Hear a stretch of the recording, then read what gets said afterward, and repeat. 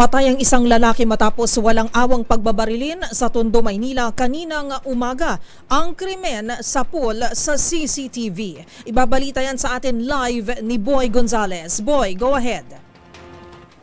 Tapos sa kuha ng CCTV ang nangyaring pamamaril sa isang lalaki ng nag-iisang suspect sa Geronimo Street, malapit sa Luna Street, Tondo, Manila kaninang umaga. Ayon kay Barangay 86 Chairman James ayon kay Barangay Chairman James Tempoco, pag alas 8 ng umaga na mangyari ang pamaril sa biktima sa isang eskinita. Kinilala ng Manila Police District ang biktima si Darius Quebec, residente ng Lacson Street sa Tondo at empleyado sa isang mall sa Maynila.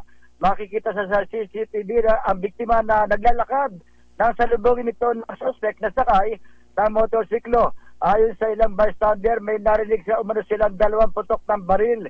Nagsasagawa ng backtracking ang mga otoridad para mahanap ang suspect. Inaalam na rin ang motibo sa krimen. Para sa MBC TV Network News, ito si Boy Gonzales, una sa Pilipinas, una sa Pilipino. Maraming salamat, Boy Gonzales.